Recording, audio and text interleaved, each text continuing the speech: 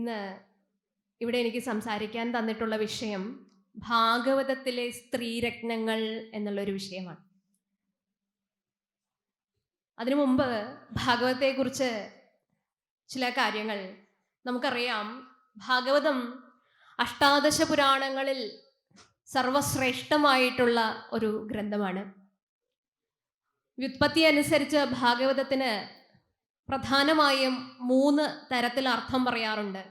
ഒന്ന്, ഭഗവതഃ ഇദം ഭാഗവതം എന്ന് പറയാറുണ്ട്. യാതൊന്ന് ഭഗവാന്റേതാണോ അത് ഭാഗവതം എന്ന് പറയാറുണ്ട്.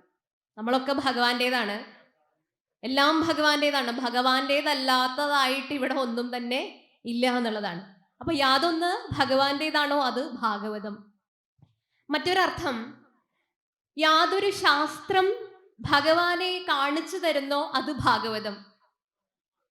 അതുകൊണ്ട് ഇതം ഭാഗവതം ശാസ്ത്രം, പുരാണം ബ്രഹ്മസംഹിതം, അങ്ങനെ പല വ്യാഖ്യാനങ്ങൾ കാണും. പ്രത്യക്ഷ കൃഷ്ണ ഏവഹി എന്നാണ് നമ്മൾ പറയാ, അല്ലെ?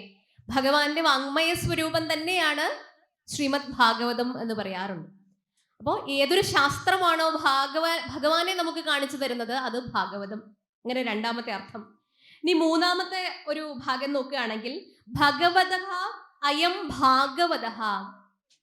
ഏതൊരാളാണോ ഭഗവാന്റേതായിട്ട് തീരുന്നത്, ഏതൊരു വ്യക്തിയാണോ, അതായത് ഭക്തൻ ഭഗവാനായിട്ട് പരിണമിക്കുന്ന വിശേഷമായിട്ടുള്ളൊരു പ്രതിഭാസം, ഒരു സപര്യയാണ് ശരിക്കും ഈ സപ്താഹം കൊണ്ടും നവാഹം കൊണ്ടും ദശാഹം കൊണ്ടും ഒക്കെ ആ ഒരു സാധനാനുഷ്ഠാനങ്ങളുടെ പടിപടിയായിട്ടുള്ള ആ ഒരു പ്രാപ്തിയെ നമുക്ക് കാണിച്ചു തരികയാണ് എന്നുള്ളതാണ്.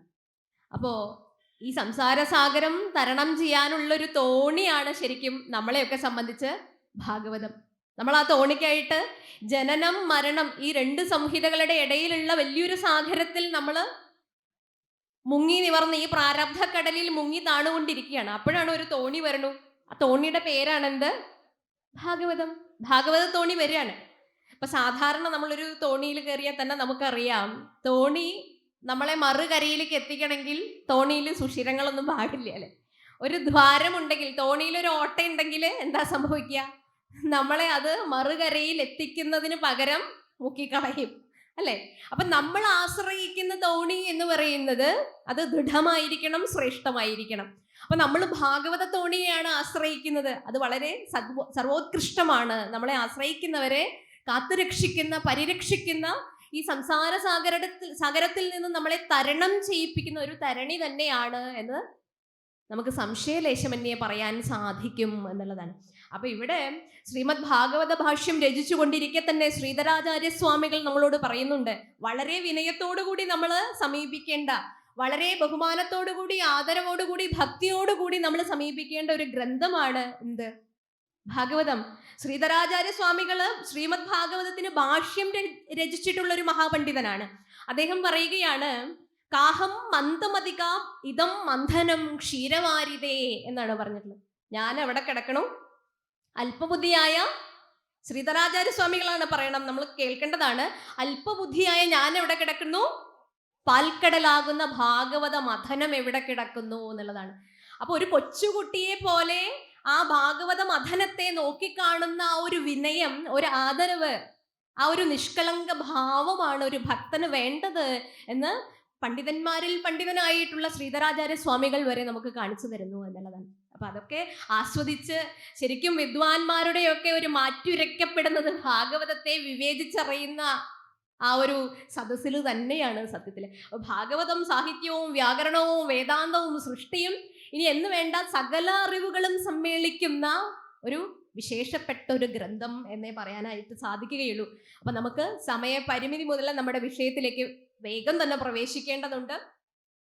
നമുക്കറിയാം, ശ്രീമദ് ഭാഗവതം എന്ന് പറഞ്ഞാൽ ഭാരതത്തിന്റെ ഹൃദയമാണ്. ഭാരതം എന്ന് പറഞ്ഞാൽ ഭാസിൽ അഭിരമിക്കുന്നതാണ് എന്ത്? ഭാരതം എന്ന് പറയുന്നത്. ഭാ എന്ന് പറഞ്ഞാൽ പ്രകാശം, പ്രകാശത്തിന്റെ നാട്. ഇപ്പോ ഈ കാര്യങ്ങളും ഈ അർത്ഥങ്ങളൊക്കെ അറിയുന്നതിന് മുൻപേ കുട്ടിക്കാലങ്ങളിലെല്ലാം നമ്മൾ വിദ്യാലയത്തിൽ പഠിക്കുമ്പോൾ പാടിയ ഒരു പ്രാർത്ഥനയുണ്ട്. എന്താ അത്? പരമാണു പൊരുളിലും സ്ഫുരണമായി മിന്നും പരമപ്രകാശമേ. അപ്പൊ പ്രകാശത്തിനെ ഭാഗവതവും രാമായണവും ഒക്കെ പരിചയപ്പെടുന്നതിന് എത്രയോ മുൻപ് കുട്ടിക്കാലങ്ങളിൽ നമ്മൾ പാടിയ പ്രാർത്ഥനകളിൽ ഭാഗവതം എന്ന് പറയുന്ന പ്രകാശം ഉണ്ടായിരുന്നു, ഈശ്വരൻ എന്ന് പറയുന്ന ജ്ഞാനപ്രകാശം ഉണ്ടായിരുന്നു എന്നുള്ളതാണ്. ആ പ്രകാശത്തിനെ പ്രാർത്ഥിച്ച നാട് ഭാരതം. ഭാരതാംബയുടെ മക്കൾ. ഇപ്പോ ലളിതാ സഹസ്രനാമത്തില് ദേവിക്കൊരു നാമം പറയാറുണ്ട്, ഓം രത്നഗർഭായേ നമഃ, അല്ലെ? രത്നഗർഭ എന്ന് പറയുന്ന നാമം എങ്ങനെയാണ് ഇവിടെ അന്വർത്ഥമാകുന്നത്? സവിശേഷമാർന്ന രത്നസമാനങ്ങളായിട്ടുള്ള മഹത്വക്കളെ ജനിപ്പിച്ച നാടാണ് എന്ത്? ഭാരതം. അപ്പൊ ഭാരതാംബയുടെ സവിശേഷങ്ങളായ രത്നങ്ങളെ നമ്മൾ പഠിച്ചുകൊണ്ടിരിക്കുകയാണ്. ഭാഗവതമായും രാമായണമായും 18 പുരാണങ്ങളായും പുരാണങ്ങളായും ഒക്കെ നമ്മുടെ മുൻപിൽ ആ ഋഷി പരമ്പര, ആ രത്ന പരമ്പര നമുക്ക് നേടിത്തന്നിട്ടുള്ള ഗ്രന്ഥങ്ങളാണ് എന്നുള്ളത്. അപ്പൊ കേവലം ഒരു പുസ്തക ബുദ്ധിയോടുകൂടിയല്ല നമ്മൾ ഭാഗവതത്തെ സമീപിക്കുന്നത്. അത് ഗ്രന്ഥമാണ്, സാക്ഷാൽ ഭഗവാൻ ശ്രീകൃഷ്ണന്റെ പ്രത്യക്ഷ രൂപം തന്നെയാണ് എന്നുള്ളത്. അപ്പൊ നമ്മൾ കേട്ട് പരിചയിച്ച ഇത്രയും ദിവസങ്ങളായിട്ട് നമ്മൾ കേട്ട് മനസ്സിലാക്കിയ ഭാഗവത സപ്താഹങ്ങളിലൊക്കെ നമ്മൾ കേട്ട് പരിചയിച്ച സ്ത്രീരത്നങ്ങളെ മാത്രം ഒന്ന് ഇപ്പോ ഹൈലൈറ്റ് ചെയ്ത് പറയാൻ വേണ്ടിയിട്ടുള്ള ഒരു നിമിഷങ്ങളായിട്ടാണ് ഞാൻ ഇവിടെ അത് ഉപയോഗിക്കുന്നത്. അപ്പൊ ഇവിടെ തുടക്കത്തിൽ തന്നെ മാഹാത്മ്യം ഭാഗവതം ചർച്ച ചെയ്യുമ്പോൾ ഒരു സ്ത്രീയെ കാണിക്കുന്നുണ്ട്. ഇപ്പൊ സ്ത്രീ എന്നോ പുരുഷനെന്നോ ഒന്നും നമ്മള് ഇങ്ങനെ ഭേദം കൽപ്പിക്കേണ്ട കാര്യമില്ല. ഇതെല്ലാം ഭഗവാനോടടുക്കുന്ന ഭക്തന്റെ ഭാവമാണ്. അത് സ്ത്രീയായിട്ട് പുരുഷനായിട്ട് ഒക്കെ അവതരിപ്പിച്ച അതിന്റെ പിന്നിലുള്ള സാങ്കത്യം എന്തെന്നാൽ, നമ്മുടെ ഉള്ളില് ഓരോ ഭാവങ്ങളിലും ഓരോ വൈകല്യങ്ങൾ ഉണ്ടാവും. ആ വൈകല്യങ്ങളെയൊക്കെ തുടച്ചു നീക്കി നല്ലൊരു ക്ലിയർ ആയിട്ടുള്ളൊരു പത്രമായി, ഒരു ശുദ്ധമായ പത്രമായി ഭഗവാന്റെ മുന്നിൽ എത്തിക്കുക എന്നുള്ളതാണ്. അപ്പൊ നേരത്തെ സൂചിപ്പിച്ചതുപോലെയൊക്കെ നമ്മളൊക്കെ ജനിക്കുമ്പോൾ ഒരു 99% മൃഗീയ സ്വഭാവം നമ്മുടെ ഉള്ളിലുണ്ട്. അപ്പൊ അതിന്റെ കുറവനുസരിച്ച് നമ്മൾ പതുക്കെ മനുഷ്യനായി ഉയർന്ന് പിന്നെ ഈശ്വരനായിട്ട് ഉയരുന്ന ഒരു സാധന മാർഗം, ഒരു പദ്ധതിയാണ് ഋഷിപരമ്പര ഇവിടെ നമുക്ക് ആവിഷ്കരിച്ചിരിക്കുന്നത്. അത് ഓരോ കഥാപാത്രങ്ങളിലൂടെ എങ്ങനെയാവണം, എങ്ങനെയാവരുത്, നമ്മുടെ ഭാരതത്തിന്റെ തത്വശാസ്ത്രങ്ങളിലുള്ള, ആധ്യാത്മിക ശാസ്ത്രങ്ങളിലുള്ള എല്ലാ കാര്യങ്ങളും എങ്ങനെയാവണം എന്ന് നമ്മളെ പഠിപ്പിക്കുന്നതോടൊപ്പം തന്നെ എങ്ങനെയാവരുത് എന്നുകൂടി പറഞ്ഞു തരുന്ന ഒരു ഭാഗമായിട്ട് തോന്നിയിട്ടുണ്ട് പലവരുടെയും കഥകളിലൊക്കെ. അപ്പൊ തുടക്കം മാഹാത്മ്യം. നാരദ മഹർഷി ഇങ്ങനെ സഞ്ചരിക്കുന്ന സമയത്താണ് വൃന്ദാവനത്തിൽ ഒരു യുവതിയെ കാണാൻ സാധിക്കുന്നത്. പക്ഷെ യുവതിക്ക് ഒരു സന്തോഷമില്ല. അപ്പൊ യൗവനാവസ്ഥയിലൊക്കെ നമ്മൾ വലിയ സന്തോഷത്തിൽ കാണപ്പെടുന്ന, ശരീരത്തിന്റെ പ്രാരബ്ധങ്ങളൊന്നും ആദിവ്യാധികളൊന്നും അലട്ടാത്ത ഒരു പ്രായമാണ്. പക്ഷേ ആ സ്ത്രീ മ്ലാനവദനയായിട്ടാണ് കാണപ്പെടുന്നത്. അവളുടെ അടുത്ത് തന്നെ 2 വൃദ്ധന്മാരവിടെ കിടക്കുന്നുണ്ട്. ശരീരം കൊണ്ട്, ശരീരഭാരം കൊണ്ട്, ആദിവ്യാധികൾ കൊണ്ട് ക്ലേശിച്ച് 2 പേര് കിടക്കുന്നുണ്ട്. അപ്പൊ നാരദ മഹർഷി ഇവരോട് ചോദിക്കുകയാണ്, നീ ആരാണ്? അവള് പറയുന്ന ഉത്തരം എന്താണ്? എൻ്റെ പേര് ഭക്തി എന്നാണ്, ഞാൻ ഭക്തി ദേവിയാണ് എന്നാണ് പറയുന്നത്. അപ്പൊ ഭാഗവതം ആദ്യം കാണിക്കുന്ന ഒരു സ്ത്രീ കഥാപാത്രമായിട്ട് വേണമെങ്കിൽ നമുക്ക് ഭക്തി ദേവിയെയും എടുക്കാൻ സാധിക്കും. ഭക്തിക്ക് യൗവനമുണ്ട്. അപ്പൊ ഈ കിടക്കുന്നത് ആരാന്ന് ചോദിച്ചപ്പോഴാ പറഞ്ഞത്, എൻ്റെ പുത്രന്മാരാണ്. പുത്രന്മാരോ? പുത്രന്മാർക്ക് എങ്ങനെയാണ് വാർദ്ധക്യം വന്നത്? അവര് ജരാനരകൾ ബാധിച്ചു കിടക്കുന്നു, ഇവള് യൗവനയുക്തയായിട്ട് കാണപ്പെടുന്നു. എങ്ങനെ ഇത് സംഭവിച്ചു? നാരദ മഹർഷി വളരെ അത്ഭുതത്തോടു കൂടി ചോദിച്ചു. അപ്പോഴാണ് ഭക്തിദേവി പറഞ്ഞത്, കലിയുഗാരംഭത്തിൽ നമുക്കറിയാം, ധർമ്മത്തെ ഒരു കാളയുടെ രൂപത്തിൽ, ഒരു വൃഷഭത്തിന്റെ രൂപത്തിൽ ചിത്രീകരിച്ച് അതിന്റെ 4 കാലുകളിൽ നിന്ന് 3 കാലുകൾ അറുത്തുമാറ്റി ധർമ്മം ഒറ്റക്കാലിൽ നിൽക്കുന്നൊരു സമയത്താണ് കലിയുടെ ആവിർഭാവത്തെ കാണിക്കുവാൻ വേണ്ടി പല സംഗതികളും ഭാഗവതം പറഞ്ഞു വെച്ചിട്ടുണ്ട്. അപ്പൊ അതില് ഭക്തിദേവി പറഞ്ഞു, കലിയുഗത്തില് ഭക്തിയൊക്കെ ഉണ്ടാവും.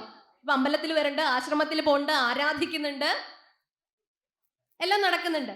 പക്ഷേ ഭക്തി കൊണ്ടുണ്ടാകേണ്ട ജ്ഞാനവും വൈരാഗ്യവും ഉണ്ടാകുന്നില്ല. ജ്ഞാനം എന്ന് പറഞ്ഞാൽ നമുക്കറിയാലേ, ആ ഒരു പ്രജ്ഞ, ആ ബുദ്ധിയെ സമമാക്കി നിർത്താനുള്ള ആ പരിപക്വത, ജ്ഞാനം, നോളജ് ഉണ്ട്.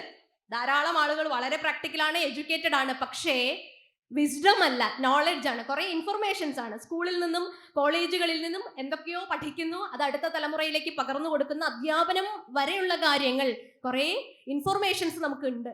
പക്ഷേ വിസ്ഡം, വിജ്ഞാനം, അറിവുണ്ട്, തിരിച്ചറിവ് വേണം എന്നുള്ള രീതിയിലാണ്. ആ തിരിച്ചറിവ് ഉണ്ടാകുന്നില്ല, ജ്ഞാനം ഉണ്ടാകുന്നില്ല. അതുമൂലം ഉണ്ടാകുന്ന പ്രാപഞ്ചിക വൈരാഗ്യം ഉണ്ടാകുന്നില്ല. മരിക്കാൻ കിടക്കുമ്പോൾ പോലും ആശാപാശങ്ങളിൽ നിന്ന് മോചിപ്പിക്കാൻ കഴിയാത്തൊരു മനസ്സോടുകൂടിയാണ് നിൽക്കുന്നത്. അപ്പം വിരക്തി അവിടെ സംഭവിക്കുന്നില്ല. ഭക്തിയൊക്കെ അത്യാവശ്യം ഉണ്ട്. ഈ യുവതിയായിരിക്കാൻ തന്നെ കാരണം ഭക്തി ദേവി വൃന്ദാവനത്തിൽ വന്നതുകൊണ്ടാണ്. അവിടെ ശ്രീകൃഷ്ണന്റെ ആ സ്മരണകൾ ഉണർത്തുന്ന ആ ഒരു ഭാഗത്ത് വന്നപ്പോഴാണ് ഭക്തിക്ക് ഓരോ ഭാഗത്ത് വൃദ്ധിക്ഷയങ്ങൾ ഇങ്ങനെ ഭക്തിയുടെ വിവരിച്ചു വെച്ചിട്ടുണ്ട് ഭാഗവത മഹാത്മ്യത്തിൽ. അപ്പൊ ഭക്തി ദേവിയെ ഈ ഒരു ഭാഗത്തിലൂടെ നമുക്ക് എന്താ മനസ്സിലാവുന്നത്? ഒരു സ്ത്രീ കഥാപാത്രത്തെ മുന്നിൽ നിർത്തി ശ്രീ വേദവ്യാസ മഹർഷി, ശ്രീ ശുഖബ്രഹ്മർഷി ഒക്കെ നമ്മളോട് പറയാൻ ആഗ്രഹിക്കുന്ന ഒരു കാര്യം ഇതാണ്. ഇപ്പോ മനസ്സാണ് മുമ്പിൽ നിൽക്കുന്നത് കലിയുഗത്തിൽ, ബുദ്ധിയല്ല. ബുദ്ധിയും മറ്റ് ഇന്ദ്രിയങ്ങളൊക്കെ, അതിലൊക്കെ ഉപരി മനസ്സ് എന്ന് പറയുന്ന ഇന്ദ്രിയമാണ് മുമ്പിൽ നിൽക്കുന്നത്. വികാരത്തിനടിമപ്പെടുന്ന മനുഷ്യരാണ്. ഓരോ സമയവും വിചാരത്തിനല്ല, വിചാരലേശം തീരെയില്ല, വികാരമാണ് മുമ്പിൽ നിൽക്കുന്നത്, മനസ്സാണ് മുന്നിൽ നിൽക്കുന്നത്. അതുകൊണ്ടാണ് നേരത്തെയൊക്കെ ഉദ്ധരിച്ച യുദ്ധഭൂമി അല്ലെ, കുരുക്ഷേത്ര യുദ്ധഭൂമി. ഇപ്പൊ വിജയനെങ്കിലും പറഞ്ഞു, ശ്യാംജിയൊക്കെ പറഞ്ഞതുപോലെ യുദ്ധഭൂമിയിൽ അർജുനനും അതേസമയം മറ്റൊരു ഭൂമികയിൽ ഉദ്ധവനും നിന്ന് ചോദിക്കുന്ന ചോദ്യങ്ങളൊക്കെ ഈ മനസ്സ് എന്ന് പറയുന്ന ഒരു വലിയ പ്രഹേളികയെ കുറിച്ചാണ്. ശ്രീകൃഷ്ണൻ പറഞ്ഞു കൊടുക്കുന്ന ഉത്തരവും അതാണ്. അപ്പൊ മനസ്സെന്ന കുരുക്ഷേത്ര ഭൂമിയിൽ നല്ലതും ഏത് നന്മ ഏത് തിന്മ എന്ന് വേർതിരിച്ച് വിവേചിച്ചറിയണമെങ്കിൽ എന്ത് മുന്നിൽ നിൽക്കണം? ബുദ്ധി, ജ്ഞാനം, ആ പ്രജ്ഞ മുമ്പിൽ നിൽക്കണം. പക്ഷെ ഇവിടെ മുമ്പിൽ നിൽക്കുന്നത് എന്താണ്? വികാരങ്ങൾക്ക് അടിപ്പെടുന്ന ഒരു മനസ്സിനെയാണ് മുമ്പിൽ കൊണ്ടുവച്ചിരിക്കുന്നത്. അതുകൊണ്ട് അർജുനൻ ചോദിക്കുന്നുണ്ട് ഭഗവാനോട്, അധക്കേന പ്രയുക്തോയം പാപം ചരതി പുരുഷ അനിച്ഛന്നഭി വാർഷ്ണേയ ബലാദിവ നിയോജിത എന്ന് ചോദിക്കുന്നുണ്ട്. വാർഷ്ണേയ, അല്ലയോ കൃഷ്ണ, ഞാൻ സകല അറിവുകളും നേടിയിട്ടുണ്ട്. എൻ്റെ ജീവിതത്തിൽ ഭൗതികമായും ആധ്യാത്മികമായും പഠിച്ച പാഠങ്ങൾ അനേകമാണ്. പക്ഷേ ആ അറിവിനെയും പഠിപ്പിനെയും ഒക്കെ നിഷ്പ്രഭമാക്കാൻ ശക്തിയുള്ള എന്തോ ഒന്ന് എന്നെ പലപ്പോഴും ബലമായിട്ട് കീഴ്പ്പെടുത്തുകയാണ്. അതെന്നെ പാപകർമ്മങ്ങൾ ചെയ്യുവാൻ വേണ്ടി നിയോഗിക്കുന്നു. ഇതെന്തുകൊണ്ടാണ് എനിക്ക് അറിയില്ല, എനിക്ക് പറഞ്ഞു തരൂ എന്ന് പറഞ്ഞ് സ്വയം സമർപ്പിക്കുന്ന ഒരു ഭക്തന്റെ ഭാവങ്ങളൊക്കെ നമുക്ക് കാണാനായിട്ട് സാധിക്കും. അപ്പൊ ഭക്തി ദേവിയെ മുൻനിർത്തിക്കൊണ്ട് ഭാഗവതം നമ്മളോട് സംവദിക്കുന്നത് മനസ്സാണ് ഇവിടെ പ്രവർത്തിക്കുന്നത്. മനസ്സാണ് പ്രവർത്തിക്കുന്നത്. ആ മനസ്സിനെ മാറ്റി ബുദ്ധിയുടെ കയ്യിലാണ് നമ്മൾ എന്ത് കൊടുക്കേണ്ടത്? നമ്മുടെ ജീവിതത്തിന്റെ ഈ ആധ്യാത്മിക യാത്രയുടെ കടിഞ്ഞാൺ ആരുടെ കയ്യിൽ കൊടുക്കണം? പാർത്ഥന് സാരഥ്യം വഹിച്ചത് ബുദ്ധിയുടെ സ്വരൂപമായിട്ടുള്ള ശ്രീകൃഷ്ണ ഭഗവാൻ തന്നെയാണ്. ആ ശ്രീകൃഷ്ണ പരമാത്മാവിന്റെ കയ്യിൽ, അതാണ് ബുദ്ധി, കടിഞ്ഞാൺ എവിടെ കൊടുക്കണം? അവിടെ കൊടുക്കണം എന്ന് നമുക്ക് ഭക്തി ദേവിയിലൂടെ ഭാഗവതം പറഞ്ഞു തരുന്നു. അപ്പൊ ഇവിടെ ഒരു സ്ത്രീ കഥാപാത്രമാക്കി പലപ്പോഴും പുരാണങ്ങളും ശാസ്ത്രങ്ങളും ഒക്കെ പരിഹസിക്കപ്പെടുന്നതും വിമർശിക്കപ്പെടുന്നതും എന്തിന്റെ പേരിലാണ്? സ്ത്രീകൾ അബലകളാണെന്ന് പറഞ്ഞു എന്ന് പറഞ്ഞു. ഇത് വായിക്കാണ്ടേയും പറയാണ്ടും ഒക്കെ സമരം ചെയ്യാൻ ഇറങ്ങുന്ന സ്ത്രീകളെയും നമ്മൾ കണ്ടിട്ടുണ്ട്. എന്നെ സ്ത്രീ സ്വാതന്ത്ര്യമർഹതി എന്നൊക്കെ പറഞ്ഞു എന്ന് പറഞ്ഞ് മനുസ്മൃതി കത്തിക്കുന്ന ആ ഒരു രംഗമൊക്കെ ഒന്ന് ചിന്തിച്ചു നോക്കൂ. അപ്പൊ കൃത്യമായിട്ട് നമ്മളുടെ ആധ്യാത്മിക ശാസ്ത്രങ്ങൾ പഠിക്കാതെ ഇങ്ങനെയൊക്കെ വിളിച്ചു പറയുന്നവരായിട്ട്, സമരത്തിന് ഇറങ്ങുന്നവരായിട്ട്, തുല്യതയ്ക്ക് വേണ്ടി സമരം ചെയ്യുന്നവരായിട്ട് നമ്മൾ മാറുന്ന സമയത്തൊക്കെ നമ്മുടെ ഭാഗവതത്തിലൊക്കെ ഒന്ന് തിരിഞ്ഞു നോക്കിയാൽ ആദ്യത്തെ സ്തുതി ആരുടെയാ? ഭീഷ്മരുടെയാണോ? ഗജേന്ദ്രന്റെയാണോ? ഐലഗീതയാണോ? ഭിക്ഷുഗീതയാണോ? ദത്താത്രേയ ഗീതയാണോ? ഇതൊന്നുമല്ല. ആദ്യത്തെ സ്തുതി എന്ന് പറയുന്നത് ആരുടെയാ? കുന്തി മാതാവിന്റെ സ്തുതിയാണ്. അപ്പൊ സ്ത്രീ അബലയാണ് എന്നൊക്കെ പലപ്പോഴും പല കഥകളിലൊക്കെ നമുക്ക് വിഷമം തോന്നുന്ന സാഹചര്യങ്ങൾ ഉണ്ടെങ്കിൽ പോലും ആ ചാപല്യത്തെയൊക്കെ മറികടക്കുന്ന ഒരു സമർത്ഥമായ, ഒരു ധീരമായിട്ടുള്ള ഒരു സന്ദേശം പകർന്നു തരാൻ ആർക്ക് സാധിക്കുന്നുണ്ട്? സ്ത്രീ കഥാപാത്രങ്ങൾക്ക് സാധിക്കുന്നുണ്ട് എന്നുള്ളതിന് വലിയൊരു തെളിവാണ് ആര്? കുന്തി മാതാവ്. കുന്തി മാതാവ് ഡെവലപ്പ് ചെയ്ത ഒരു ഇക്വേഷൻ, നമ്മൾ മാത്തമാറ്റിക്സും ഫിസിക്സും കെമിസ്ട്രിയും അതിൽ PhD ഡീലിട്ടും ഒക്കെ എടുക്കുന്നവരാണ്. പക്ഷേ ഇങ്ങനെ ഒരു സമവാക്യം നമ്മുടെ ജീവിതത്തിനെ വല്ലാത്തൊരു രീതിയിൽ മാറ്റുന്ന, നമ്മുടെ ജീവിതത്തിന് ആന്തരികമായും ബാഹ്യമായിട്ടും ഒക്കെ ശക്തിപ്പെടുത്തുന്ന ഒരു സമവാക്യം, ധീരതയുടെ ഒരു ഇക്വേഷനാണ് ആര് പകർന്നു തന്നത്? കുന്തി മാതാവ് പകർന്നത്. എന്താണെന്ന് എല്ലാവർക്കും അറിയാം അല്ലെ? കുന്തി മാതാവ് തൻ്റെ ജീവിതത്തില് വളരെ അധികം ഭൗതികതയുടെ ലൗകികമായിട്ടുള്ള സുഖസൗകര്യങ്ങൾ അനുഭവിച്ച ഒരു സ്ത്രീയാണ്, ഒരു രാജകുമാരിയാണ് അല്ലെ. എല്ലാ സുഖഭോഗങ്ങളിലൂടെയും അതിന്റെ ഉദാത്തമായിട്ടുള്ള സുഖഭോഗങ്ങളുടെ ദിവ്യാചലങ്ങൾ കയറിയിട്ടുള്ള ആളാണ് ആര്? കുന്തി മാതാവ്.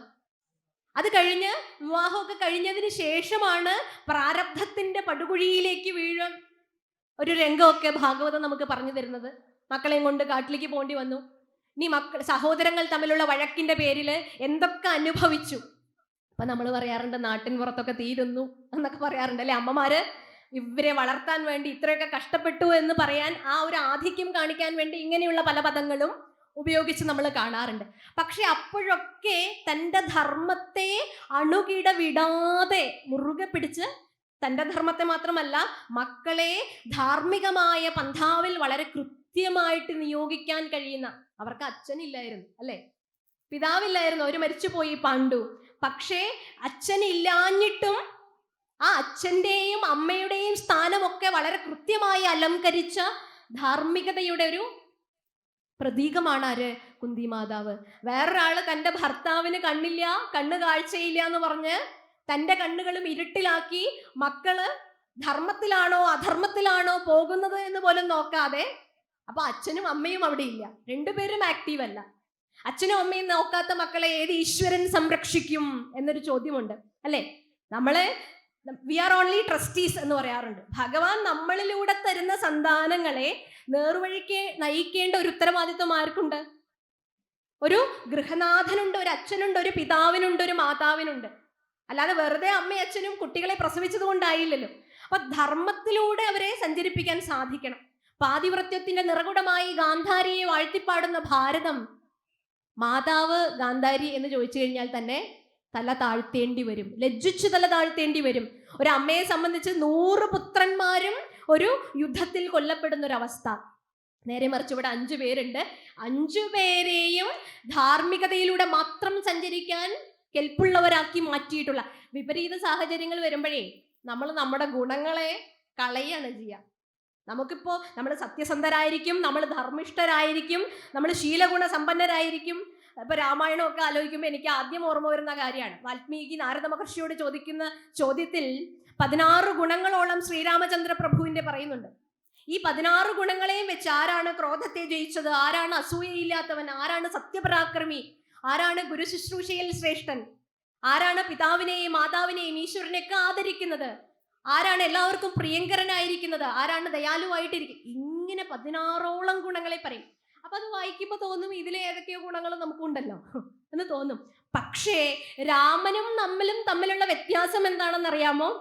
വിപരീത സാഹചര്യങ്ങൾ വരുമ്പോൾ, പ്രതികൂല സന്ദർഭങ്ങൾ ഉണ്ടാകുമ്പോൾ നമ്മളൊക്കെ ആ ഗുണം പെട്ടെന്ന് പരിത്യജിച്ചു കഴിയും. പക്ഷേ ശ്രീരാമചന്ദ്രനോ ആ ഗുണങ്ങളെ സദാ, ആ ഗുണങ്ങളാണ് ഭഗവാൻ. രാമോ വിഗ്രഹവാൻ ധർമ്മ എന്ന് പറയാൻ കാരണവും അത് തന്നെയാണ്. കുന്തിദേവിയുടെ കാര്യത്തിലും അത് തന്നെയാണ്. ഭരതൻ ശ്രീരാമനെ തിരികെ വിളിക്കാൻ പോകുന്നൊരു സന്ദർഭമുണ്ട് കാട്ടിലേക്ക്. എന്നിട്ടാണ് പാതുകങ്ങളുമായിട്ടുള്ളൊരു മടക്ക യാത്ര.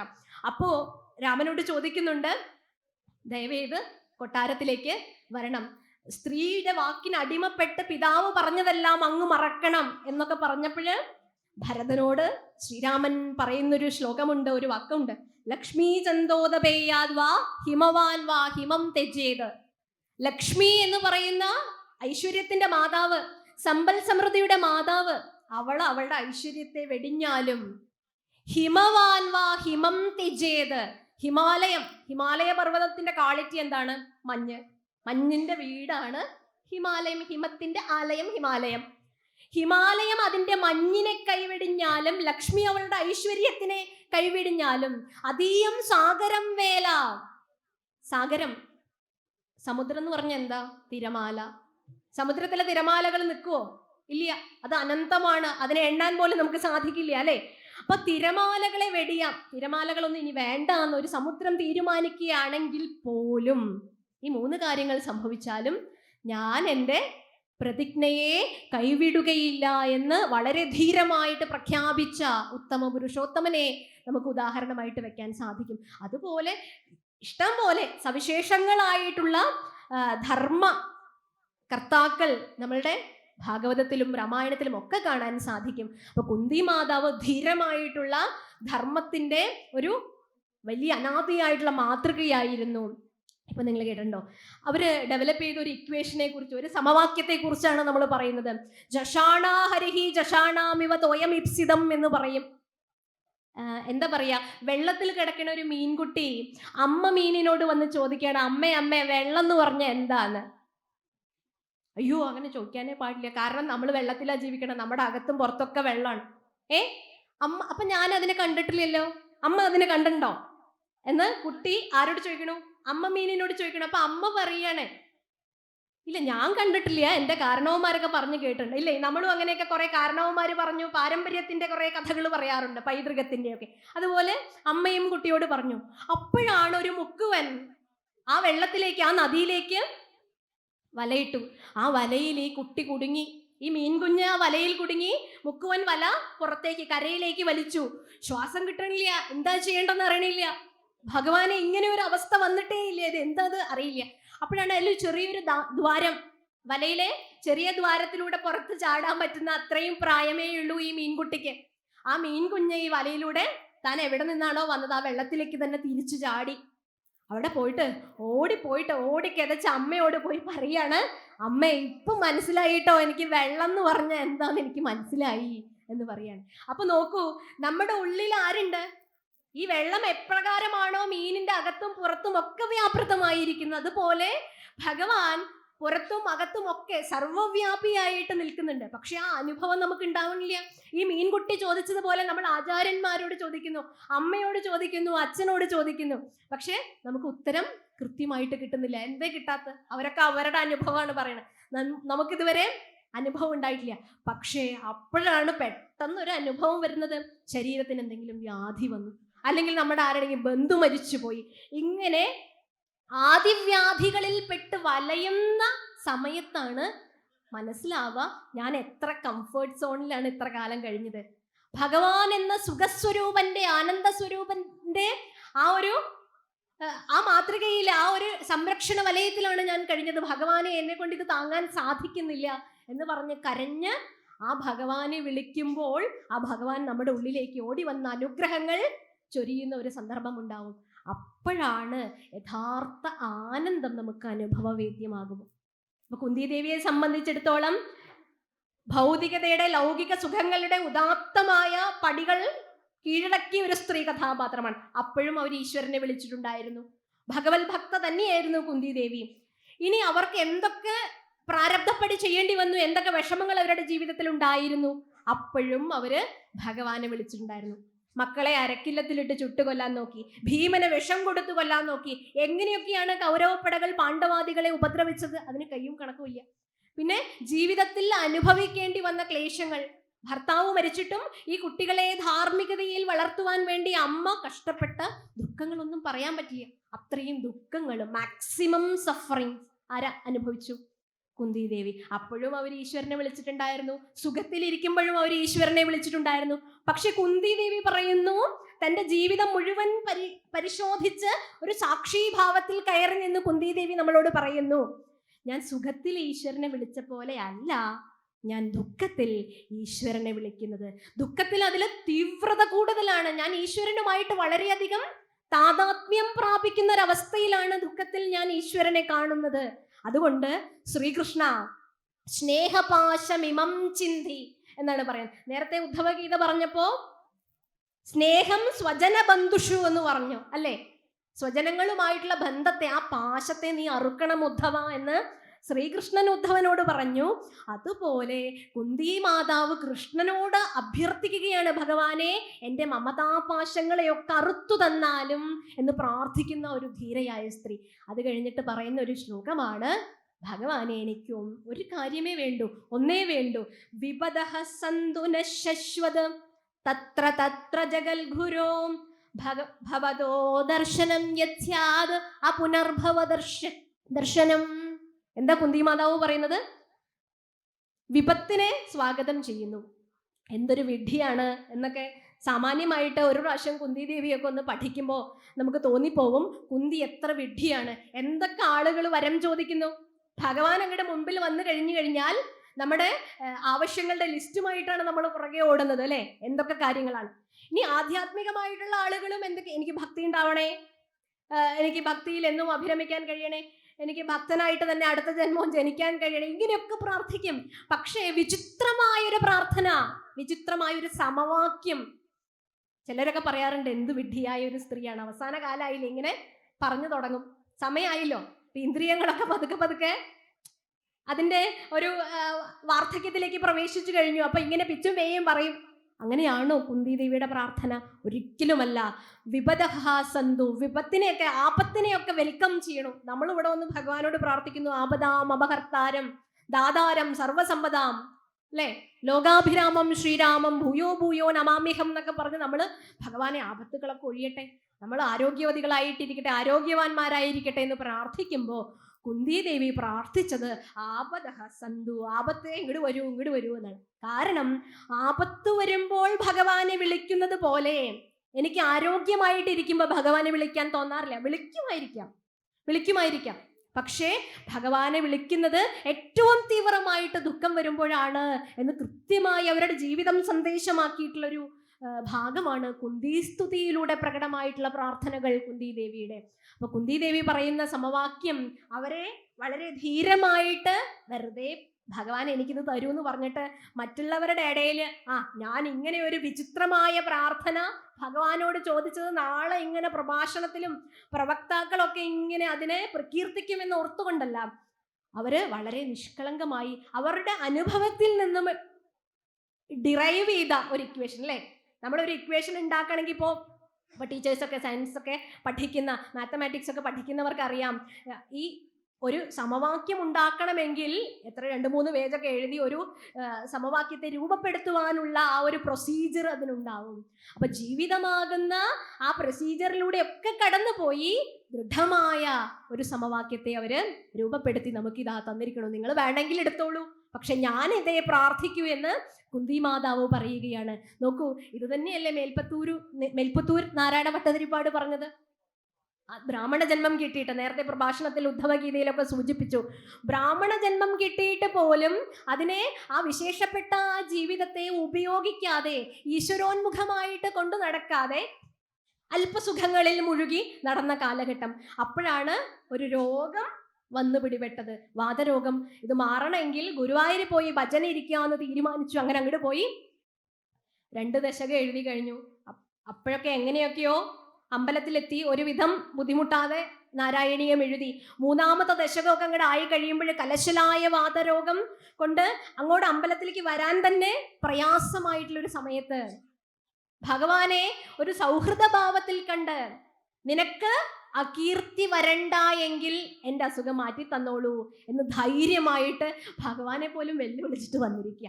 ഒന്ന് ആലോചിച്ച് നോക്കൂ, നമുക്കിങ്ങനെ ധൈര്യം ഉണ്ടാവോ ഭഗവാനോട് ഇങ്ങനെ പറയാൻ? അതാണ് ഒരു സൗഹൃദ ഭാവ ഭക്തിയുടെ പ്രതീകമാണ്. പിന്നെ മറ്റൊരു ഭാഗത്ത് പറഞ്ഞു, ഹേ രോഗ നനു യൂയമേവ സുഹൃത, രോഗങ്ങളെ നിങ്ങളാണ് എൻ്റെ സുഹൃത്തുക്കൾ. അപ്പൊ നമുക്കൊക്കെ ഓരോ അസുഖങ്ങൾ വന്നും പോയിക്കൊണ്ടിരിക്കും.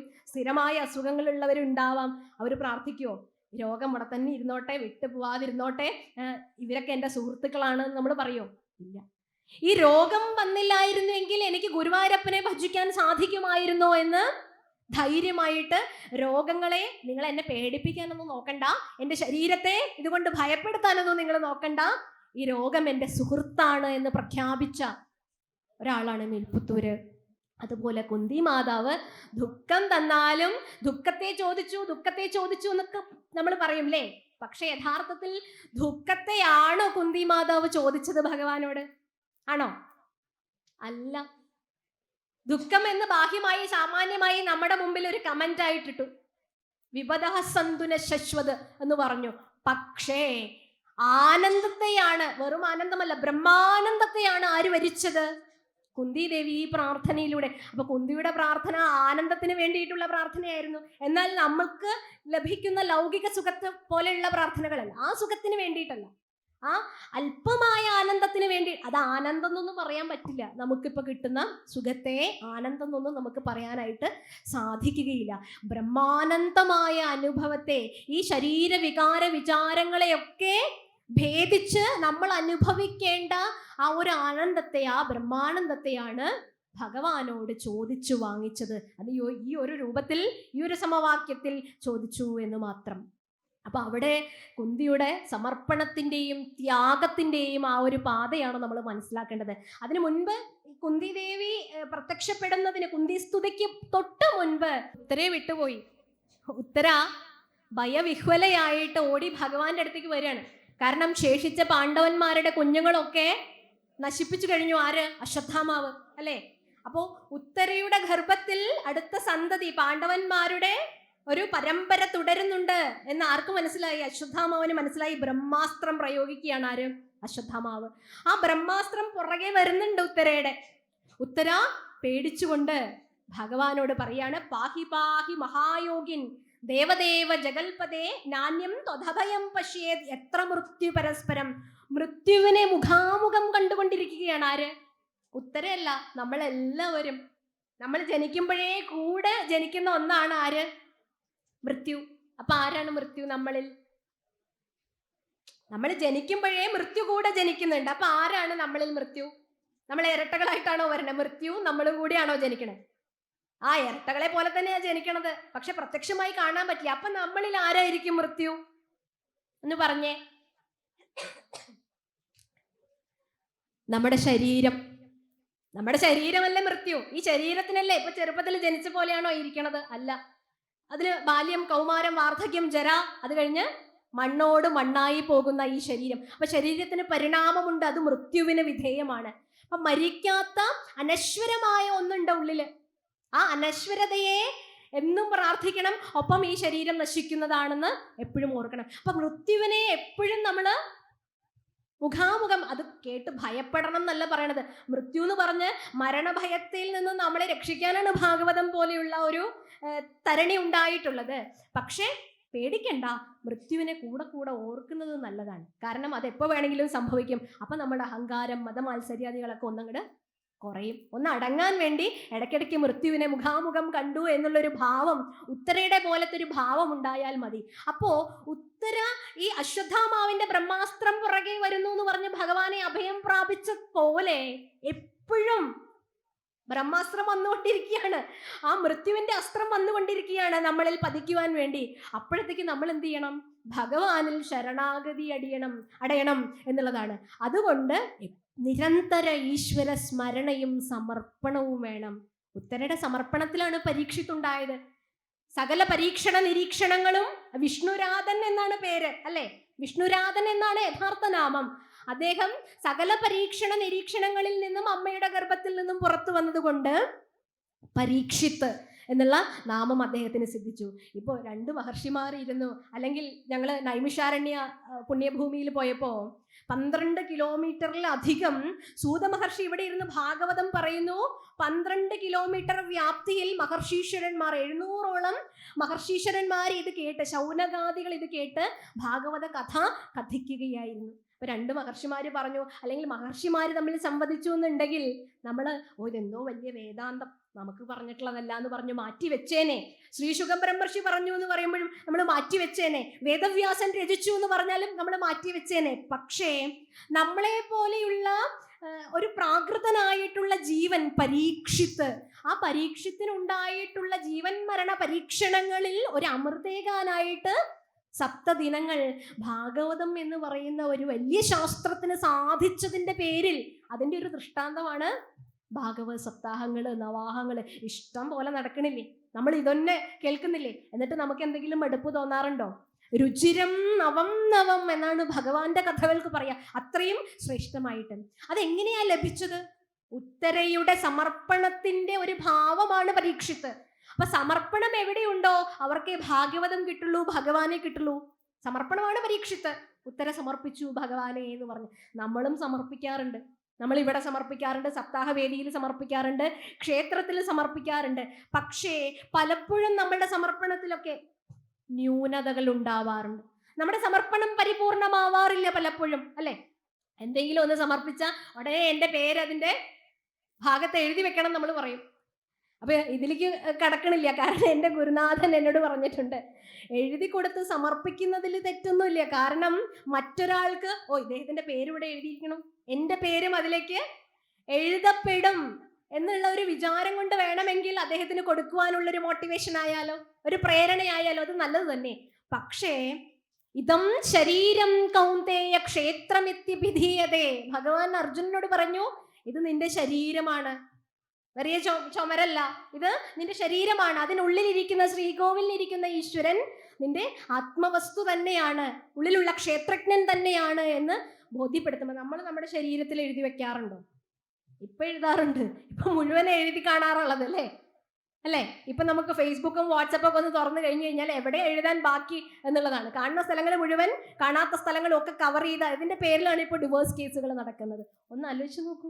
അപ്പൊ നമ്മുടെ മനസ്സ് ഇങ്ങനെ ഭ്രമിച്ച് ഭോഗവിഷയങ്ങളുടെ പുറകെ മാത്രം സഞ്ചരിക്കുന്നത് കൊണ്ട് ഇതെന്താണെന്ന് മനസ്സിലാക്കാൻ കഴിയാത്തൊരവസ്ഥയിലാണ് നമ്മൾ കിടക്കുന്നത്. അപ്പൊ ഇങ്ങനെയുള്ള സ്ത്രീ കഥാപാത്രങ്ങളെ, ഉജ്ജ്വലമായിട്ടുള്ള പുരാണ കഥാപാത്രങ്ങളെ എടുത്ത് നമ്മൾ പഠിക്കുമ്പോൾ മാത്രമാണ് അവർ ചെയ്ത ത്യാഗമാണ് അവരെ ഈ ഗ്രന്ഥത്തിൽ രേഖപ്പെടുത്തുവാൻ കാരണമായിട്ടുള്ള ഹേതു. എൻ്റെ പേരൊന്നും എനിക്ക് വേണ്ടേ, എൻ്റെ പേര് രേഖപ്പെടുത്തണ്ടേ എന്നൊക്കെ തീരുമാനിച്ചു കഴിഞ്ഞാൽ നമുക്ക് വിഷമമാണ്. അപ്പൊ ചരിത്രത്തിന്റെ താളുകളിൽ ഇടം പിടിക്കും വിധത്തിലുള്ള ജീവിതത്തെ സമൂഹത്തിന് സമർപ്പിച്ച് എത്രയോ ആളുകൾ ഉണ്ടായിരുന്നു. കുന്തി മാതാവ് അങ്ങനെയാണ്. ഉത്തരയൊക്കെ എത്ര സ്ഥലത്ത് പ്രത്യക്ഷപ്പെടുന്നുണ്ട് ഭാഗവതത്തില്. അതുപോലെ രാമായണത്തിൽ വെളിച്ചം കിട്ടാത്ത കഥാപാത്രങ്ങൾ 4 ചുവരുകൾക്കുള്ളിൽ ഒതുങ്ങി, കൊട്ടാരത്തിന്റെ കേവലം 4 ചുവരുകൾക്കുള്ളിൽ മാത്രം ഒതുങ്ങി, പേര് പോലും രേഖപ്പെടുത്താത്ത രത്നാകരന്റെ പൂർവാശ്രമത്തിലെ വാൽമീകിയുടെ ധർമ്മപത്നിയെ പേര് പറഞ്ഞിട്ടുണ്ടോ? ഇല്ല. പക്ഷെ അവര് കാരണമാണ്, അവരുടെ ഇച്ഛാശക്തിയാണ് ഈ ഗ്രന്ഥം ഉണ്ടായത്. അതുപോലെ തന്നെ ഭാഗവതത്തിലെ ഓരോ സ്ത്രീ രത്നങ്ങളും പകർന്നു തരുന്നത്. അപ്പൊ നമ്മൾ എന്തെങ്കിലും സമർപ്പിക്കുമ്പോൾ നമ്മളുടെ ഐഡന്റിറ്റി അവിടെ രേഖപ്പെടുത്തേണ്ട കാര്യമില്ല, അത് ഭഗവാന്റേതായി കഴിഞ്ഞു. അങ്ങനെ വിചാരിക്കുന്നവര് എന്താണോ നമ്മുടെ ശക്തിക്കൊത്ത്, പൈസയായിട്ടാണെങ്കിൽ, പൈസ ഇല്ലെങ്കിൽ പോട്ടെ, പത്രം പുഷ്പം ഫലം തോയം യോമേ ഭക്ത്യാ പ്രയച്ഛതി എന്ന് പറയും. ഇലയായിട്ടോ പുഷ്പമായിട്ടോ വെള്ളമായിട്ടോ നമ്മുടെ ശക്തിക്കൊത്ത് ഭഗവാനെ നമ്മൾ സമർപ്പിക്കുമ്പോൾ പിന്നെ നമ്മളില്ല, ഭഗവാൻ മാത്രമേ ഉള്ളൂ. ഇപ്പൊ ഞങ്ങളുടെ അവിടെ നിന്ന് ഞാൻ ആലോചിക്കുകയാണ്, ഇപ്പൊ ഭാരതപ്പുഴയെ പറ്റിയിട്ടൊക്കെ പറഞ്ഞിട്ടുണ്ടായിരുന്നു അല്ലേ? ഭാരതപ്പുഴ, കണ്ണാടിപ്പുഴ, കൽപ്പാത്തിപ്പുഴ, ഗായത്രിപ്പുഴ, ഈ പുഴകളെല്ലാം ചെന്ന് ചേരുന്നത്, പുഴകളും തോടുകളും കൊച്ചരുവികളും ഒക്കെ ചെന്ന് ചേരുന്നത് വലിയ സാഗരത്തിലാണ്. അപ്പൊ ഈ പൊന്നാനിയിൽ വെച്ചിട്ടാണ് ഭാരതപ്പുഴ കടലിലേക്ക് പ്രവേശിക്കുന്നത്. അപ്പൊ അവിടെ പോയിട്ട് ഞാൻ കടൽ കാണാൻ പോയിട്ട് അതിലെ ഒരു കുമ്പിൾ വെള്ളം എടുത്തിട്ട് പറയാണ്, ഇത് ഞങ്ങളുടെ ഭാരതപ്പുഴയിലെ വെള്ളമാണ് കേട്ടോ. പറയാൻ പറ്റുമോ? ഇത് ഞങ്ങളുടെ ഗായത്രി പുഴയിലെ വെള്ളമാണ് കേട്ടോ. പറയാൻ പറ്റുമോ? ഇല്ല. പുഴകളും അരുവികളും ചെന്നു ചേരുന്നത് വരെ അവർക്ക് ആ നാമങ്ങൾ സ്വന്തമായിട്ടുണ്ട്. മറിച്ച് സാഗരത്തിൽ പ്രവേശിച്ചു കഴിഞ്ഞാൽ നാമവും നാമിയും ഒന്നായിട്ട് മാറുന്ന ഒരു വലിയ പ്രതിഭാസമാണ്. പിന്നെ നമ്മളുടെ ഐഡന്റിറ്റി അവിടെ നമ്മൾ പറയേണ്ട കാര്യമില്ല. അപ്പൊ ഇന്ന് നമ്മൾ എന്ത് സമർപ്പിച്ചാലും നമ്മളുടെ പേരുകൾ വലിയ അക്ഷരത്തിൽ കൊത്തിവെക്കണം എന്നുള്ള നമ്മുടെ ശാഠ്യം പൂർണ്ണ സമർപ്പണം എന്ന് പറയുന്ന ഒരവസ്ഥയിലേക്ക് നമ്മളെ കൊണ്ട് ചെന്ന് എത്തിക്കുന്നില്ല എന്ന് പറയുന്ന ഒരു അവസ്ഥ നമ്മൾ മനസ്സിലാക്കണം. നേരെ മറിച്ച് ദേവയജ്ഞമാണ് നമ്മൾ ചെയ്യേണ്ടത്. ഉത്തരയുടെ ഗർഭത്തിൽ പരീക്ഷത്തിനെ ആരാ സംരക്ഷിച്ചത്? ഭഗവാനാണ്. ആ ഭഗവാനോടുള്ള നന്ദിയും കൃതജ്ഞതയും രേഖപ്പെടുത്തുന്നത് ആരാണ്? നമ്മളാണ്. അത് എപ്പോഴാ ചെയ്യാൻ പറ്റുക? വയറ്റിൽ കടന്ന് ചെയ്യാൻ പറ്റില്ല. പുറത്തു വരുമ്പോഴാണ് ഭഗവാനോടുള്ള കൃതജ്ഞത രേഖപ്പെടുത്തുക. ശ്രീനാരായണ ഗുരുദേവന്റെ ഒരു കൃതിയുണ്ട്, പിണ്ട നന്ദി എന്ന് പറഞ്ഞിട്ട്. നിങ്ങൾ കേട്ടിട്ടുണ്ടോ? അത് പഠിക്കണം നമ്മൾ. അപ്പോഴാണ് ഗർഭത്തിൽ വെച്ചു ഭഗവാൻ അടിയന്റെ പിണ്ടം എപ്പേരുമൻപൊടു വളർത്ത കൃപാലുവല്ലി കൽപ്പിച്ച പോലെ വരുമെന്നു നിനച്ചു കണ്ടിട്ട് അർപ്പിച്ചിടുന്നവിടെയൊക്കെയും അങ്ങു ശംഭോ. ശംഭോ എന്ന് പറയുന്നത് ഭഗവാനെ, ഈശ്വരനെ വിളിക്കുന്നതാണ്. ഈശ്വരൻ വിചാരിച്ച പോലെയാണ് നമ്മൾ വയറ്റില് വളരുന്നത്. 3 മാസം ആവുമ്പോഴോ 2 മാസം ആവുമ്പോഴോ അമ്മയുടെ വയറ്റിൽ നിന്നും പിറന്നു വീണിട്ടുണ്ടായിരുന്നെങ്കിലോ ഒരു മാംസപിണ്ഡമായിട്ട് അമ്മയ്ക്കും അച്ഛനും പോലും തൊടാനറയ്ക്കുന്ന മാംസപിണ്ഡങ്ങളായിട്ട് തീർന്നുണ്ടാവും. ആ സമയത്തും കണ്ണു വെക്കേണ്ടടുത്ത് കണ്ണു വെച്ച്, കാത് വെക്കേണ്ടടുത്ത് കാത് വെച്ച് മൃത്യുവാകുന്ന ഈ അശ്വത്ഥാമാവിനെ പോലെയുള്ള ആളുകളുടെ ബ്രഹ്മാസ്ത്രത്തിൽ നിന്ന് നമ്മളെ രക്ഷിച്ച് സകല പരീക്ഷണങ്ങളും കഴിഞ്ഞിട്ട് പരീക്ഷിത്തായിട്ട് തന്നെയാണ് നമ്മൾ പുറത്തു വരുന്നത്. ആ പരീക്ഷിത്ത് പുറത്തു വന്നു കഴിഞ്ഞാൽ നമ്മളൊക്കെ ആ ജനനത്തിന് ഭഗവാനോടൊരു കൃതജ്ഞത രേഖപ്പെടുത്തുന്നതാണ് സമർപ്പണം. ഇത് ഉത്തര ചെയ്യാണ് ഇവിടെ. ഉത്തരയിലൂടെ നമുക്ക് കാണിച്ചു തരുന്ന പരിപൂർണ സമർപ്പണത്തിന്റെ, കുന്തിയിലൂടെ നമുക്ക് കാണിച്ചു തരുന്ന ത്യാഗത്തിന്റെ, ത്യാഗോജ്വലമായ ജീവിതത്തിന്റെ സന്ദേശം സ്ത്രീ കഥാപാത്രങ്ങളെ മുൻനിർത്തി പറയുകയാണ്. നമുക്കൊന്ന് സാധിക്കും. നമ്മളല്ലേ ഇങ്ങനെ വികാരത്തിനടി പുരുഷന്മാരെ താരതമ്യപ്പെടുത്തി സ്ത്രീകളെ വെച്ച് നോക്കുകയാണെങ്കിൽ സ്ത്രീകൾ എപ്പോഴും ഈ വികാര ജീവികളാണ്. അവർക്ക് ചെറിയൊരു കാര്യം കിട്ടിക്കഴിഞ്ഞാൽ അതിനെ പരിതപിച്ച് എപ്പോഴും പാസ്റ്റിലും അല്ലെങ്കിൽ ഫ്യൂച്ചറിലും ആയിരിക്കും. പ്രസന്റ് മൊമെന്റ് എന്ന് പറയുന്നത് വളരെ വിരളം പേരെ അങ്ങനെയൊക്കെ ചിന്തിക്കുള്ളൂ. എപ്പോഴും പഴയ കാര്യങ്ങളൊക്കെ ഓർത്തു വെച്ച് നമ്മൾ പെരുമാറുന്ന ചില ചാപല്യങ്ങളൊക്കെ സ്ത്രീകൾക്ക് സ്വന്തമായിട്ടുണ്ട്. അപ്പൊ ആ ന്യൂനതകളെയൊക്കെ നിവർത്തിക്കുന്നത് എങ്ങനെയാണ് എന്ന് കുന്തി കാണിച്ചു തരുന്നു, ഉത്തര നമുക്ക് കാണിച്ചു തരുന്നു. ഇനി അനേകം സ്ത്രീ കഥാപാത്രങ്ങളുണ്ട്. പക്ഷെ ഇപ്പൊ ഞാൻ ഇവിടെ പറയാൻ ആഗ്രഹിക്കുന്നത് മറ്റൊരു സ്ത്രീ കഥാപാത്രമാണ്, സ്ത്രീ രത്നമാണെന്ന് പറയാം, ദേവഹൂതി. അറിയാലോ അല്ലേ? ദേവഹൂതി കപിലാവതാരത്തിൽ നമുക്ക് മനസ്സിലാക്കാൻ സാധിക്കുന്ന ഒരു വിശിഷ്ടമായിട്ടുള്ള ഒരു വ്യക്തിത്വമാണ് ദേവഹൂതി. സ്വയംഭുവ മനുവിന്റെയും ശതരൂപയുടെയും 3 പെൺകുട്ടികളിൽ ദേവഹൂതി ദേവന് വേണ്ടി ആഹൂതി ചെയ്യപ്പെട്ട ഒരു ദ്രവ്യമായിട്ടാണ് അവരുടെ ജീവിതം കിടക്കുന്നത്. അപ്പൊ കൊട്ടാരത്തിലെ സുഖ സൗകര്യങ്ങളൊക്കെ അനുഭവിച്ചു. അപ്പോഴൊക്കെ ഈ സ്വയംഭുവ മനു ആലോചിക്കുകയാണ് ദേവഹൂതിയെ, അവളുടെ ശീലഗുണ സമ്പന്ന ഇത് കണ്ടിട്ട് ആർക്കാണ് ഇവളെ വിവാഹം കഴിച്ചു കൊടുക്കേണ്ടത്, അങ്ങനെയാണ് ചിന്തിക്കുന്നത്. അപ്പൊ അതിനനുരൂപയായിട്ടുള്ള വരന് ഇത്ര പണം ഉണ്ടെന്നോ, ഇങ്ങനെയാണ് അവന്റെ ജോലി, അവന്റെ സോഷ്യൽ സ്റ്റാറ്റസ് എന്താണെന്നോ നോക്കിയിട്ടല്ല കൊടുക്കുന്നത്, അവന്റെ ശീലം, അവന്റെ ഗുണം, അവന്റെ സ്വഭാവം എന്തൊക്കെയാണ്. അതിനനുസരിച്ച് കൊട്ടാരത്തിലെ സുഖസൗകര്യങ്ങളൊക്കെ ഉപേക്ഷിച്ച്, അയ്യോ ഉപേക്ഷിക്കില്ല എന്ന് പറഞ്ഞ് കരഞ്ഞിട്ടൊന്നുമല്ല ദേവഹൂതി പോയത്, ഇഷ്ടം കൊണ്ട് കർദമനെ സ്വയം വരിച്ചവളാണ് ആര്? ദേവഹൂതി എന്ന് പറയുന്നത്. പാതിവ്രത്യത്തിന്റെ മകുടോദാഹരണമായി ഭാഗവതം എടുത്തു കാണിക്കുന്ന ഒരു നാരീരത്നമാണ് ആര്? ദേവഹൂതി. ദേവഹൂതിയുടെ ആ ക്വാളിറ്റി ഒക്കെ അവിടെ പറയുന്നുണ്ട്. വിശ്രുംബേണ ആത്മശൗചേന ഗൗരവേണ ദമേന ജാം ശുശ്രൂഷയാ സൗഹൃദേന വാചാ മധുരയാ ജപോ. ഈ 2 വരികളില്, ഈ ഒരു ശ്ലോകത്തില് ദേവഹൂതിക്ക് ഉണ്ടായിരുന്ന ക്വാളിറ്റീസിനെ, ദേവഹൂതി എന്ന പതിവ്രതാരത്നത്തിന് ഉണ്ടാകേണ്ട അല്ലെങ്കിൽ നമുക്കൊക്കെ ഉണ്ടായിരിക്കേണ്ട ക്വാളിറ്റികളെ, 7 ഗുണങ്ങളെയാണ് പറയുന്നത്. ദാമ്പത്യത്തിന്റെ അടിസ്ഥാന പ്രമാണങ്ങൾ എന്ന് പറഞ്ഞ് രേഖപ്പെടുത്താനും നമ്മളുടെ പെൺമക്കൾക്ക് പറഞ്ഞു കൊടുക്കുവാനുമുള്ള മറ്റൊരു സമവാക്യം ചമച്ചിരിക്കുകയാണ് ഭാഗവതം. എന്തൊക്കെയാണ്? വിശ്രുംബേണ. ഇതാണ് കേട്ടോ പൊരുത്തം എന്ന് പറയണത്. അല്ലാതെ 10ൽ 10 പൊരുത്തം ഉണ്ടായിട്ട് ഈ 7ൽ 1 ഇല്ലെങ്കിൽ തീർന്നു കാര്യം. പൊരുത്തം നോക്കാൻ വേണ്ടി നമ്മൾ പോവും.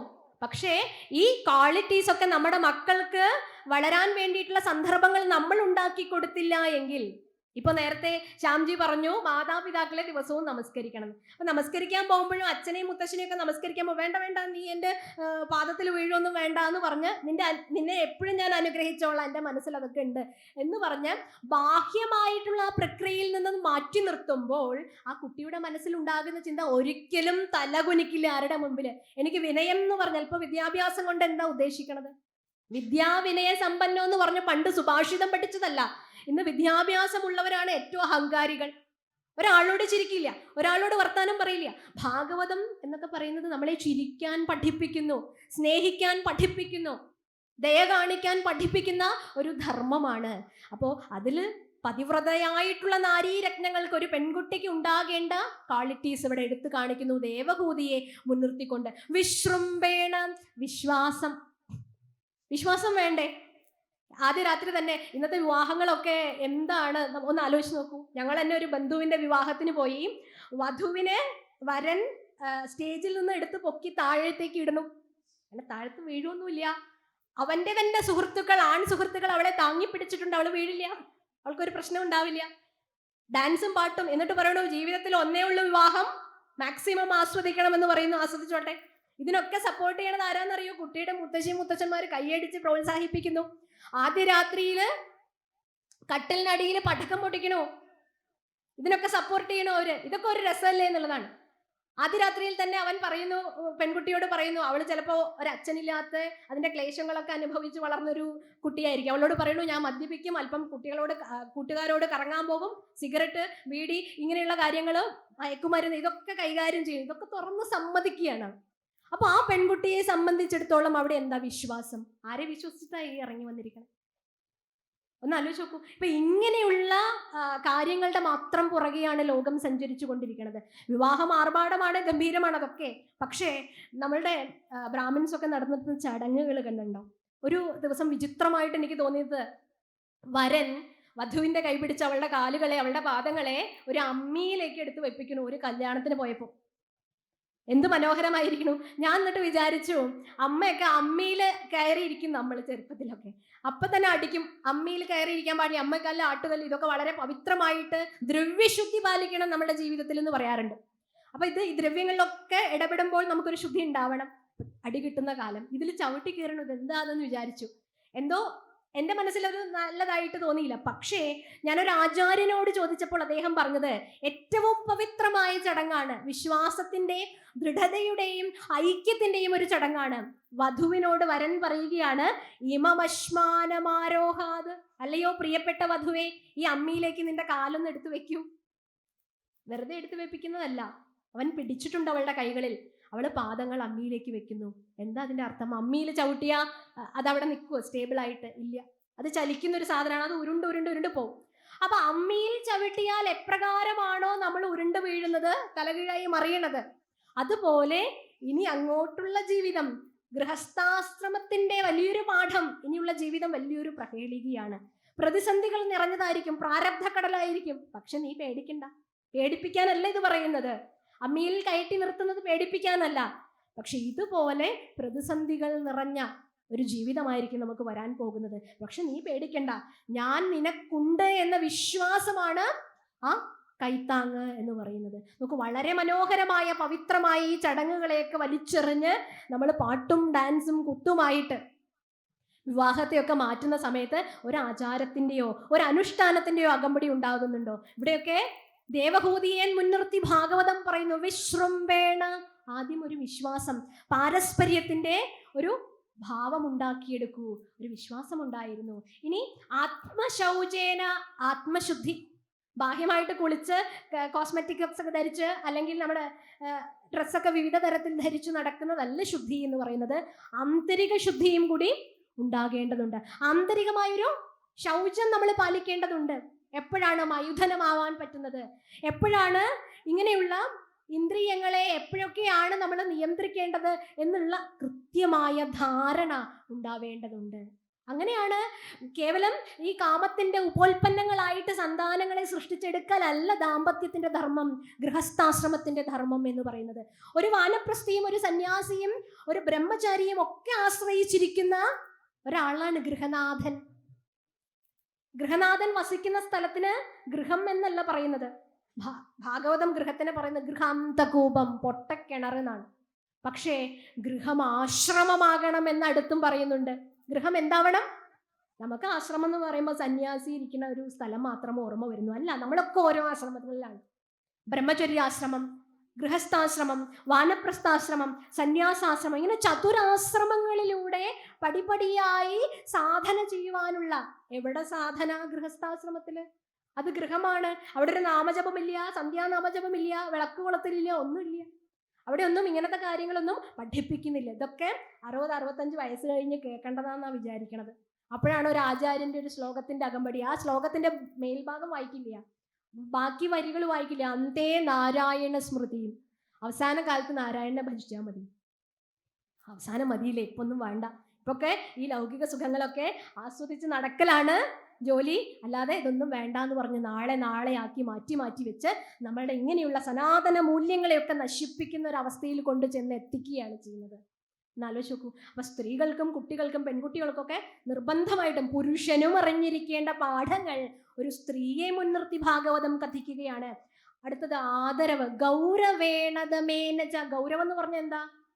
എൻ്റെ ഗൗരവത്തെ നീയും നിന്റെ ഗൗരവത്തെ നീയും മനസ്സിലാക്കുന്ന ഒരു പാരസ്പര്യത്തിന്റെ ഒരു കാര്യമാണ്. ഞാൻ നിന്റെ അടിമയോ, നീ ഞാൻ പറയുന്ന വരയ്ക്ക് അപ്പുറത്തേക്ക് സഞ്ചരിക്കുന്ന ഒരാളോ, അങ്ങനെയൊക്കെ പറയില്ലേ? പുരുഷന്റെ അടിമയാണ് സ്ത്രീ എന്ന്, തുല്യത വേണമെന്ന് പറഞ്ഞൊരു സമരം.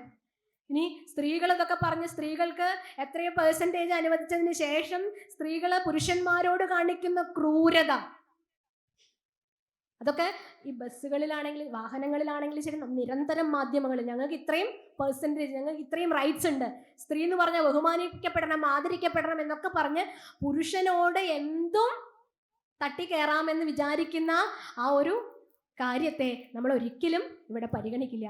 രണ്ടു പേർക്കും ഉണ്ടാവേണ്ട ആദരവാണ്. പുരുഷൻ സ്ത്രീയെയും സ്ത്രീ പുരുഷനെയും ആദരിക്കുമ്പോൾ മാത്രമാണ് ഇവിടെ ദമ്പതികൾ വളരെ സന്തോഷമായിട്ട് കാണുന്നത്. അല്ലെങ്കിൽ നാരദ മഹർഷി മഹാത്മ്യത്തിൽ കണ്ട പോലെ ദമ്പതീനാം ച കൽഗനം, ഏറ്റവും വലിയ ശത്രുക്കൾ ആരാണെന്ന് ഒരു ആചാര്യനോട് ഒരാൾ ചോദിക്കുകയാണ്. അപ്പൊ പറയുന്നത് ഭാര്യ ഭർത്തൃഷു ബദ്ധവൈര നിലയ, ഏറ്റവും വലിയ ശത്രുക്കൾ ആരാ? സ്നേഹിച്ച് ഇഷ്ടപ്പെട്ടിട്ട് വിവാഹം കഴിച്ചിട്ടുള്ളത്. 36 പോലെ എന്നാണ് എൻ്റെ ഗുരുനാഥൻ പറയാറ്. 3 വടക്കോട്ട് നോക്കിയിരിക്കുകയാണെങ്കിൽ 6 തെക്കോട്ട് നോക്കിയിരിക്കണ പോലെ. ബദ്ധശത്രുക്കള് ആണ് ആര്?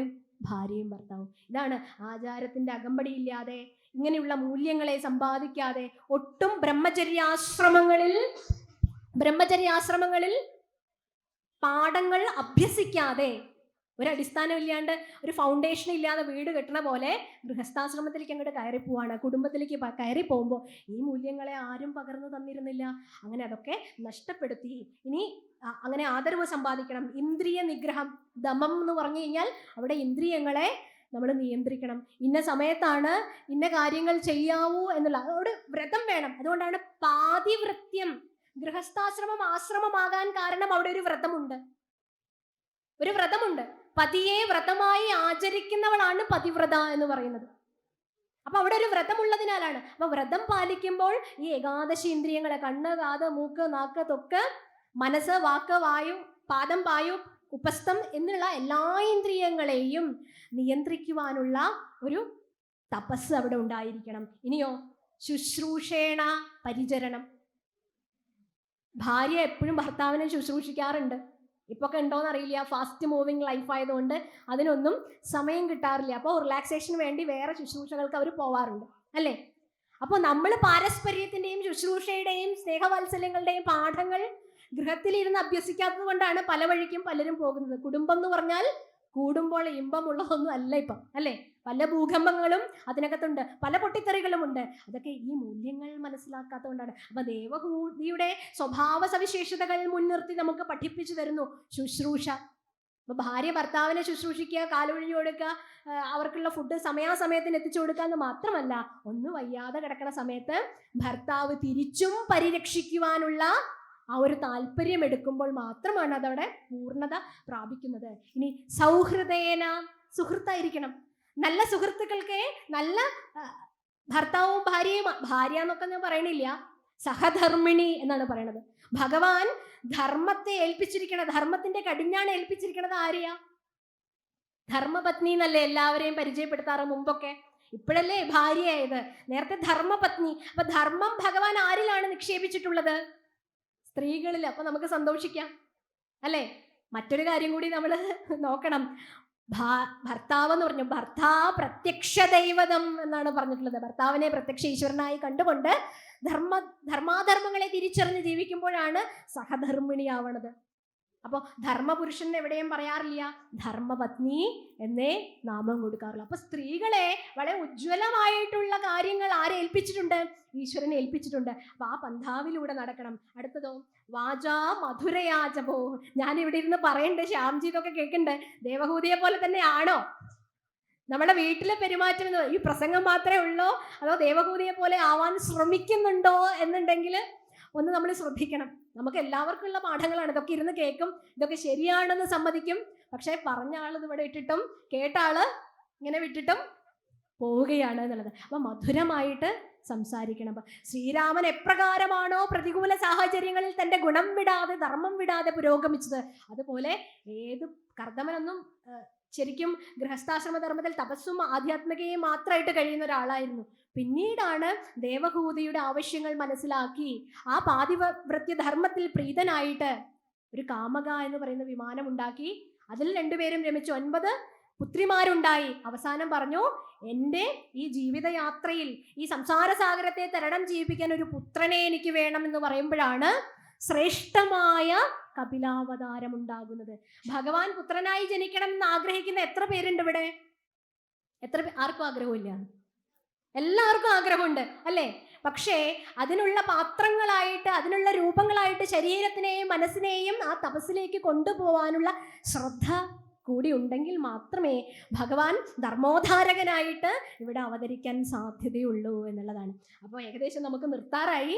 അപ്പോൾ അതിഥി അതുപോലെ മറ്റൊരു മാതാവാണ്. ഇപ്പോൾ നേരത്തെ ഇവിടെ പ്രഭാഷണം ചെയ്ത വിജയൻ മേനോൻ ആചാര്യൻ അദ്ദേഹത്തിൻ്റെ ഒരു റേഡിയോ സന്ദേശം കേൾക്കുകയുണ്ടായി. ഭഗവാൻ വാമനാവതാരം ചെയ്തത് കേവലം മഹാബലി ചക്രവർത്തിയുടെ അഹങ്കാരം തീർക്കാൻ വേണ്ടി മാത്രമായിരുന്നില്ല. അതിഥിയുടെ സ്നേഹവാത്സല്യങ്ങൾ കണ്ട് അതിഥിയെ പോലെയുള്ളൊരു മാതാവിൽ എനിക്ക് വന്ന് പിറക്കണം എന്ന അതിയായ വാത്സല്യത്തോടു കൂടിയാണ് ഉപേന്ദ്രനായിട്ട് ആര് വന്നത്? ഭഗവാൻ വിഷ്ണു വാമനാവതാരം ചെയ്തത്. ഒന്ന് ആലോചിച്ച് നോക്കൂ. അപ്പൊ മാതൃത്വത്തിനാണ് ഓണത്തിനൊക്കെ പ്രാധാന്യം എന്ന് പറയാറുണ്ട് അദ്ദേഹം. എപ്പോഴും എവിടെയൊക്കെയോ കിടക്കുന്ന ആളുകൾ ഓണം എന്ന് പറഞ്ഞാൽ അമ്മയെ ഓർത്ത് അമ്മയുടെ കൂടെ ഭക്ഷണം കഴിക്കാൻ വരുന്നത് എന്തുകൊണ്ടാണ്? മാതൃവാത്സല്യത്തിന്റെ പ്രതീകമായി ഓണം എന്നുള്ള ആഘോഷത്തെ നമ്മൾ ഏറ്റെടുക്കുമ്പോഴാണ്. അത് അതിഥി, പിന്നെ സതീദേവി എന്ന് പറയുന്ന ജീവാത്മാവിനെ എങ്ങനെയാണ് പരമാത്മാവിലേക്ക് പ്രയാണം ചെയ്യുന്നത്? ചിലപ്പോൾ ഈ ജന്മം കൊണ്ട് സാധിച്ചു എന്ന് വരില്ല, ഉമയായി പാർവതിയായി ജനിക്കേണ്ടി വരും. അങ്ങനെ ഒരു നാരീരത്നം സുകന്യ എന്ന് പറയുന്ന മറ്റൊരു നാരീരത്നത്തെ ഭാഗവതം സൃഷ്ടിച്ച് ച്യവന മഹർഷിയുടെ പത്നിയാക്കി, പതിവ്രതയാക്കി നമുക്ക് കാണിച്ചു തന്നു. അതുപോലെ പൂതനയുടെ ഉള്ളിലുള്ള രാക്ഷസീയ സ്വഭാവത്തെ മാറ്റി മാതൃത്വം ഉണർത്തിയ ശ്രീകൃഷ്ണൻ പൂതനയെ അമ്മ എന്നുള്ള ഭാവത്തിലേക്ക് ഉയർത്തുകയായിരുന്നു, മാതാവ് എന്നുള്ള ഭാവത്തിലേക്ക്. ഗോപസ്ത്രീകള്, പിന്നെ രുക്മിണി അവസാനം കർഹിജിത് അധ്യായം എന്ന് പറയുന്ന ഒരു ഭാഗത്ത് പറയുന്നുണ്ട്, കേശ പിനദ്ധമദ്ധർ മാംസാസ്തി രക്ത കൃമിവിഡ് കഫപിത്തവാദം ജീവച്ഛവം കാന്തമതിർവിമൂഢോ യാതേ പദാബ്ജ മകരന്തമജൃതി സ്ത്രീ എന്ന് പറയുന്നുണ്ട്. ഞാന് മലം, മൂത്രം, രക്തം, രേതസ്, അസ്ഥി, മാംസം ഉണ്ടാക്കിയിട്ടുള്ള കൃഷ്ണൻ എന്ന് പറയുന്നത്, ഭർത്താവ് എന്ന് പറയുന്നത്, അതിൻ്റെ ഉള്ളിലുള്ള അനശ്വരമായിട്ടുള്ള ആത്മചൈതന്യത്തിനെ എനിക്ക് ബോധിച്ചത് കൊണ്ടാണ് നിരവധി ആലോചനകൾ വന്നിട്ട് ഞാൻ ആരെ സെലക്ട് ചെയ്തത്? ശ്രീകൃഷ്ണനെ തിരഞ്ഞെടുത്തത് എന്ന് ധൈര്യപൂർവ്വം പറയുന്ന രുക്മിണി. അവസാന ഏകാദശോധ്യായത്തിൽ ഐലഗീതയിൽ പ്രത്യക്ഷപ്പെടുന്ന ഉർവശിയും നമുക്ക് ഈ ജീവിതത്തിൻ്റെ, ഈ ഭോഗാസക്തിയുടെ, വിഷയാസക്തിയുടെ ധാരണകളെ മനസ്സിലാക്കി തന്ന് അനശ്വരമായ ആധ്യാത്മികതയിലേക്ക് പുരൂരവസ് എന്നുള്ള രാജാവിലൂടെ സഞ്ചരിക്കുന്ന ഒരവസ്ഥയിലേക്ക് നമ്മളെ ഉദ്ധരിക്കുന്നു. അപ്പം അനേകം നാരീരത്നങ്ങളെ വളരെ വിശദീകരിച്ച് പറയേണ്ടതുണ്ട്. പക്ഷേ സമയപരിധി മൂലം നമുക്ക് ഇങ്ങനെയൊക്കെ പറയാൻ സാധിച്ചുള്ളൂ. പക്ഷേ കേട്ടത്രോളം കാര്യങ്ങൾ നമ്മുടെ ജീവിതത്തിൽ ആവിഷ്കരിക്കാൻ പറ്റുന്ന അത്രയും നമ്മൾ ശ്രമിച്ച് ഈ ഭാഗവതം എന്നുള്ള തോണിയെ, ആ തോണിയിൽ തന്നെ ജീവിതം മുഴുവൻ നമുക്ക് സഞ്ചരിക്കാൻ സാധിക്കട്ടെ എന്ന് പ്രാർത്ഥിച്ചുകൊണ്ട്